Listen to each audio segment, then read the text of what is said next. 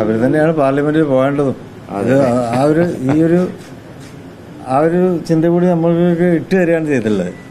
ശക്തമായി പാർലമെന്റിൽ ചെറുത്ത് നിൽക്കേണ്ടവരാണ് അവിടെ ഉണ്ടായി. ഇനി വരാൻ പോകുന്ന പാർലമെന്റിലൊക്കെ അത് തന്നെയാണ് കാര്യം.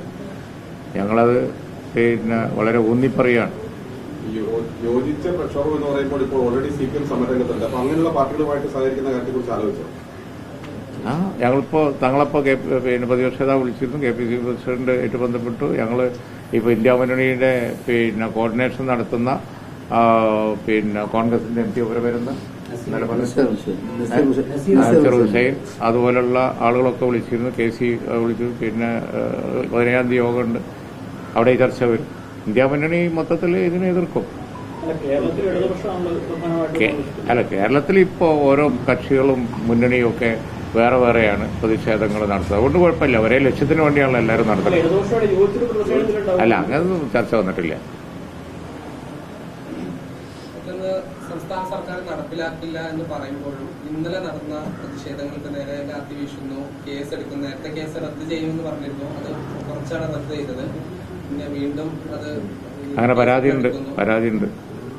ഈ CA പ്രക്ഷോഭത്തിൽ പങ്കെടുത്ത പ്രകടനങ്ങൾക്കെതിരെ നേരത്തെ എടുത്ത കേസുകൾ പിൻവലിച്ചിട്ടില്ല എന്ന പരാതിയുണ്ട്. പുതുതായി കേസ് എടുക്കുന്നു എന്നുള്ള പരാതിയുണ്ട്.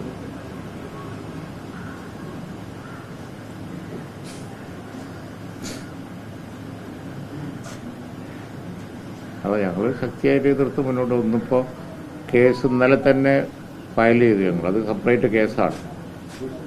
അത് ഇനി പോസ്റ്റ് ചെയ്ത് വരുമ്പോൾ കോടതിയാണ് തീരുമാനിക്കേണ്ടത്. ഞങ്ങളെ ലീഡ് കേസ് അവിടെ നിൽപ്പുണ്ട്. അതിന്റെ കൂടെ കേൾക്കുമോ, സ്റ്റേ ചോദിക്കുന്നോ, അതൊക്കെ ഇനി വരാൻ പോകുന്ന ക്വസ്റ്റ്യൻസാണ്. ഇപ്പോൾ പറയാൻ കഴിയില്ല. പറയണം. എല്ലാ സംഘടനകളെയും ഒറ്റ പ്ലാറ്റ്ഫോമിൽ എത്തിച്ച് അങ്ങനെ പ്രതിഷേധമൊക്കെ ആയിട്ട് നേരത്തെ മുന്നോട്ട് പോയിരുന്നു. ഇനിയിപ്പോ അങ്ങനെ ആലോചിക്കാവുന്ന ഒരു സ്ഥിതി ഉണ്ടോ? നമ്മളെ ഈ ഒരു കാര്യത്തിന്റെ ഓടുള്ള ആത്മാർത്ഥയും ഉദ്ദേശശുദ്ധിയാണ് വേണ്ടത്. അത് ഏറ്റവും പ്രാമുഖ്യം കൊടുത്ത് ചെയ്യേണ്ടത് നിയമപരമായി ചോദ്യം ചെയ്യുക എന്നുള്ളത്. ഞങ്ങളിപ്പോൾ അതിനാണ് പ്രാധാന്യം കൊടുക്കുന്നത്. ആര് നല്ലത് ചെയ്താലും നല്ല തന്നെ, കുഴപ്പമില്ല. BJP